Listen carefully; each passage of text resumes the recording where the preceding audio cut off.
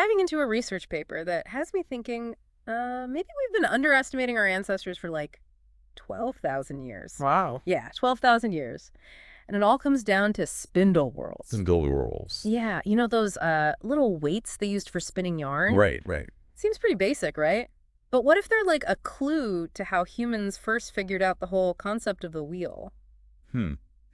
That's a really interesting thought. Yeah. You know what's fascinating is this paper was published in PLOS 1, and it focuses on spindle whorls found at this site in Israel called Nahal Hemar II. It was a village back in the late Natufian period. Late Natufian. Yeah, and that was a time when humans were just starting to transition from hunter-gatherer lifestyles to early agriculture. So like a pivotal moment. Exactly, a real turning point. Yeah. So picture this, a community on the verge of huge changes, and among their possessions are these seemingly simple tools that might just rewrite how we understand technological history. Okay, so we're talking about a village 12,000 years ago. What did they actually find there? Well, archaeologists uncovered over 100 of these perforated pebbles at the site. Pebbles. Yeah, they're made mostly of this soft limestone, and they come in all sorts of shapes. But they all have one thing in common, a perfectly centered hole. A hole. Okay. You'd think with all our fancy technology today, we'd know right away what they use those for. You'd think so, wouldn't you? But it turns out it's a bit of a puzzle. A puzzle. So how do you even begin to figure something like that out? Well, the researchers had to become detectives. They examined the pebbles really closely, looking at the material, the shape, any marks on them. Like fingerprints? Kind of. They even used 3D scanning to create digital models of the pebbles. That way they could analyze the perforations super precisely.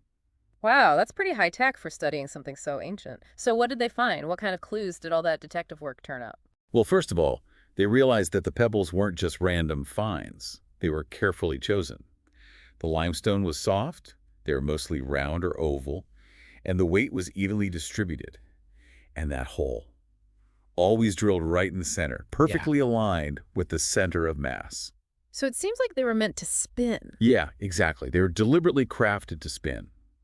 But spin what? That's the big question. Right, because a spinning pebble on its own isn't that useful. What were they making with these things? Well, the researchers had to consider all the possibilities. Could they have been beads? Beads. Yeah, but that seemed unlikely because other beads found at this site were much more refined and they were made from different materials. Okay, so not beads. What else? Well, they thought maybe fishing weights, Fishing weights, huh? but the pebbles seemed too fragile for that. Plus, other fishing weights from the site were made from much harder materials. Makes sense. So what else was on the list? Hmm. They considered loom weights. For weaving. Exactly. Yeah. But it's unlikely looms from that time period used weights like these. Okay, so we've ruled out beads, fishing weights, and loom weights. What else could they be? They even thought about mace heads. Like a weapon. Yeah, but they're way too light and the wrong shape for that. So we've eliminated all the obvious suspects. What's left? Well, by process of elimination, they landed on spindle whorls. Spindle whorls. Okay, now I'm going to be honest with you. I'm not exactly an ancient textile expert. So break it down for me. What is a spindle whorl? Okay, so imagine a spinning top. But instead of just spinning for fun, it has a job to do. It's a small weight, in this case, the perforated pebble. And it's attached to a thin rod called a spindle. You wrap fibers around the spindle, and then you spin it. I think I've seen that in some historical documentaries. Yeah, probably. So the weight of the whorl at the bottom helps to twist those fibers into yarn. It's actually a pretty clever invention. It is. So they had spinning tops that made clothes. That's amazing. But how did they know for sure that these pebbles actually worked as spindle whorls? Well, they didn't just stop at the theory. They wanted to test it out. So they made replicas of the pebbles. Replicas, like exact copies. Exactly. Yeah. Using the same materials and techniques. And they intentionally left them unmodified, just like the originals. Why unmodified? And we'll get to that in a bit. But first, they wanted to see if these replicas could actually spin yarn. So they brought in an expert in traditional crafts. So someone who really knew how to use these things. Exactly. And they gave them the replica pebbles to try out. Did it work? Could they spin yarn with these 12,000-year-old designs? It took a little practice. Yeah. But yeah, once they got the hang of it, they were able to spin both wool and flax. Wow, that's amazing. So they really did work. They did. It pretty much confirmed it. Those simple pebbles were definitely capable of functioning as spindle whorls. Okay, so we've got these ancient pebbles verified as spindle whorls. But how does that connect back to the wheel? I mean, they don't exactly look like wheels. Right. It's not about the looks. It's about the principle behind it. The wheel and axle. A spindle whorl, as simple as it seems, actually embodies that same principle. You have a circular object rotating around a central axis. Ah, okay, I see what you're saying.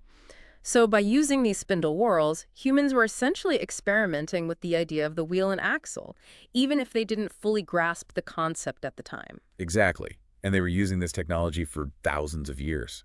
So it's like they were unknowingly laying the groundwork for later innovations, like the potter's wheel or wheeled vehicles. Wow. So the humble act of spinning yarn could have been a key step in our journey towards modern transportation. That's pretty mind-blowing, right? It is. But hold on a sec. Something's been bugging me. The researchers went through all that trouble to create exact replicas of these pebbles, leaving them unmodified? But why? Wouldn't a more uniform, symmetrical whorl spin better? That's a great question. It does seem counterintuitive. You'd think a perfectly round and balanced whorl would be more efficient. Right, exactly. But the researchers think that the natural shapes of these pebbles were actually quite effective. They were easy to find, easy to perforate, and the slight variations in shape and weight might have even helped in the spinning process. Huh. So it was a combination of practicality and ingenuity. They worked with what they had and adapted their techniques to those materials. Exactly. It really shows how resourceful and adaptable these early innovators were. They didn't need perfectly uniform tools. They found ways to make things work with what nature provided. You know, this is what I love about archaeology. It really challenges our assumptions about the past. We tend to think of primitive societies as lacking sophistication, but this discovery shows that even 12,000 years ago, people were observing, experimenting, and coming up with new ideas. Absolutely. This discovery adds another piece to the puzzle of how the wheel came to be. It wasn't just a sudden eureka moment. It was a gradual process of innovation, with small steps and adaptations happening over thousands of years. It's like those missing links in paleontology. These spindle whorls are like a missing link in the story of the wheel. They give us a glimpse into the long and fascinating evolution of human ingenuity. I like that analogy. So we've established that these spindle whorls are way more significant than they first appear. But what's the big takeaway?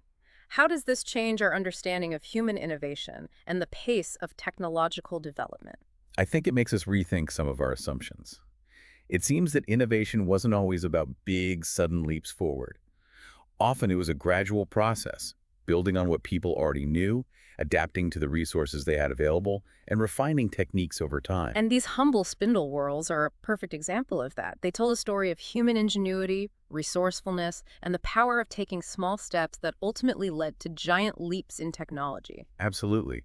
It reminds us that the past is full of surprises, and that we still have so much to learn about our ancestors and their achievements. Okay, so we've uncovered this amazing connection between a simple tool and one of the most important inventions in human history. But this discovery goes beyond just spindle whorls and wheels, right? What's the bigger picture here? I think it highlights how interconnected different technologies can be. One small advancement can have a ripple effect, influencing other areas of life and leading to even more innovation. In this case, those ripples might have led from spindle whorls to pottery wheels, water wheels, gears, and eventually to the complex machinery we have today. It's incredible to think about how those early experiments with rotation, all because people wanted to create yarn, could have had such a huge impact on human civilization. It really does. And it emphasizes the idea that innovation isn't always about creating something big and complex.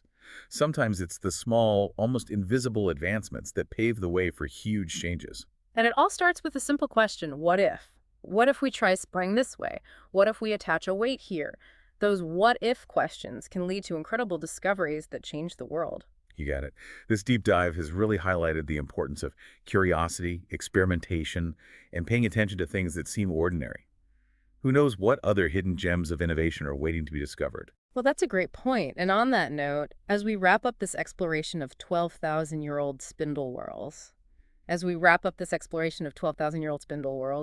what's the one thing you hope our listeners walk away thinking about?